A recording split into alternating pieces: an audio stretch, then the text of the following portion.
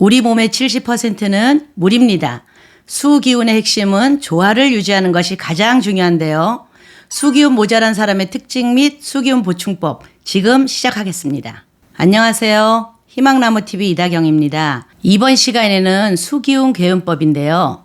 자, 물의 기운은 생각과 지혜 또 활동력으로 많이 해석이 됩니다. 그러다 보니 수기운이신 분들은 좀 사람이 총명하기도 하고 또 피부도 이렇게 반짝반짝하고 활동적이지만 너무 수기운이 많으면 우울증에 걸릴 가능성도 높고요. 반대로 좀 수기운이 모자랄 경우에는 활동력도 떨어지고 생식기나 비뇨기 쪽으로도 질병이 발생하기 쉽습니다. 그래서 본인의 사주명식이라던가 체질상에 있어서도 수기운이 조화를 이루도록 해주는 게 가장 중요한데요. 그래서 자가진단을 통해서 나는 물기운이 얼마나 부족한지 알아보도록 하겠습니다. 구독, 좋아요, 알림 설정 콕콕. 수기운 부족한 사람의 특징 첫 번째는요. 좀 융통성이 부족하고 고집이 세다는 말을 많이 듣습니다. 이러한 이유로 다른 사람과 좀 마찰이 있거나 이렇게 충돌이 발생한 경우가 많습니다. 자, 두 번째는요. 비밀을 왜 만들어야 하는지 모르겠다. 솔직하게 사는 게 좋고 그런 사람이 좋다. 아주 솔직 담백하신 분들입니다. 세 번째는요. 행동이 좀 민첩하지 못하고 답답해 보인다는 얘기를 자주 듣습니다. 조금만 움직여도 쉽게 지치는 그런 사람입니다. 네 번째는요. 좋지 않은 기억을 잘 흘려보내지 못하고 좀 뒤끝이 있는 사람들이죠. 그런 분들입니다. 다섯 번째는요. 장꾀를 부릴 줄 몰라. 그냥 학창시절에도 내가 막 노력한 만큼 성적이 잘 오르지 않아요. 좀 꽤 있게 공부도 해야 되는데 그러지 못한 사람들입니다. 여섯 번째는요. 암기 능력과 숫자에 약한 사람입니다. 좀 숫자 감각이 떨어진다 이런 사람들 있죠. 우리가 고수업 치면 이거 계산 못하잖아. 야, 나 몇 점이야 이러는 분들. 그런 소리를 듣는 사람들이 수기운이 부족한 분들입니다. 일곱 번째는요. 피부가 좀 좋지 않거나 생식기, 비뇨기관 관련 건강 문제가 있는 사람들인데요. 이제 이런 분들이 약간 자궁 쪽이라든지 남자분들은 요로 쪽으로 문제가 발생하기도 합니다. 이렇게 총 7가지로 정리를 해보았는데요. 이 중에 한 3개 정도까지 해당되셔도 뭐 크게 문제는 없습니다. 그런데 이제 4개 이상부터는 좀 수기운이 모자르구나 생각을 하셔야 되고요. 5개 이상에 해당이 되신다면 지금부터 제가 알려드리는 생활 속의 개운법 실천하시는 게 좋겠습니다. 수기운 보충법 첫 번째는요. 방위 및 숫자 개운법인데요. 자, 수오행은 기본적으로 북쪽과 낮은 쪽, 좀 저층을 나타냅니다. 그래서 이렇게 높은 층보다는 저층에 사는 게 좀 도움이 되고요. 행운의 숫자로는 1과 6과 7 이렇게 있는데 그중에서도 1과 6이라는 숫자가 수기운에 조금 더 강합니다.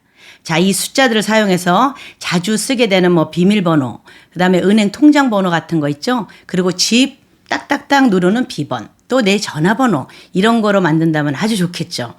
한 가지 더 팁을 드리자면 만약에 내가 도장이 필요해. 뭐 문서에 도장을 찍을 일 있잖아요. 집을 산다던가 어디 계약을 한다던가 그럴 때는 좀 물소풀 도장이나 옥도장으로 하시면 내가 조금 더 수익을 챙기는데 시세 차익을 챙기는 데에 더 도움이 되는 그런 재질입니다.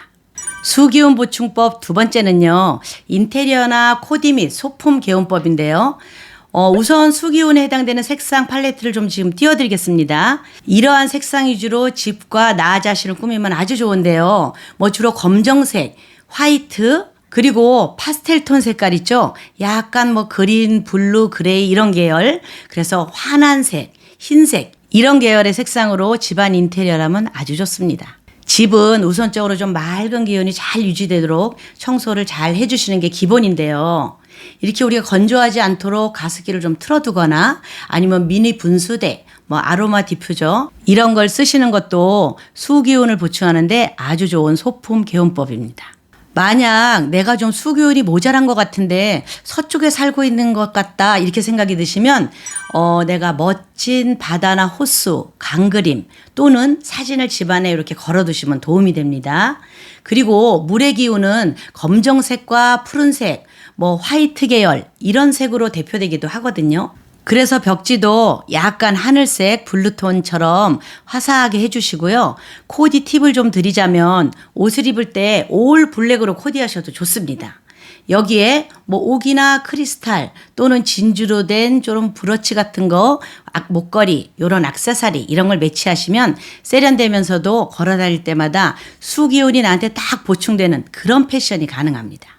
수기운 보충법 세 번째는요, 운동 및 취미, 여행 개운법인데요. 자, 여행은 당연히 바다나 강이나 계곡으로 자주 놀러 가시는 게 수기운 보충에 아주 직방입니다.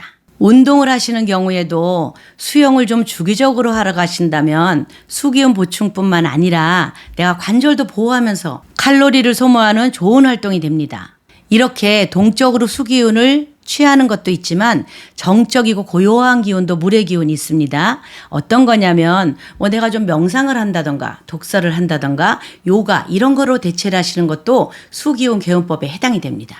그런데 나는 정적인 거 별로야, 심심해 이렇게 하시는 분들은 워터파크에 좀 놀러 가시거나 아니면 해수 온천 이런 데 가시는 것도 아주 좋은데요.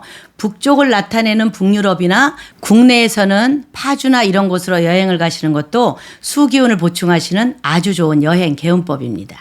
여러분, 물을 좀 떠올려 보시면요. 같은 물이지만 이렇게 깊이나 주변 환경에 따라서 색깔이 참 다채롭게 달라집니다.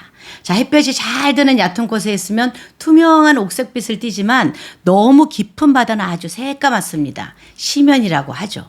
그래서 물의 기운이 너무 과도하면 숨겨야 하는 비밀도 많고 그러다 보니 마음속 심연이 너무 깊어지면서 자기 자신도 자신을 알 수 없는 경우가 생깁니다.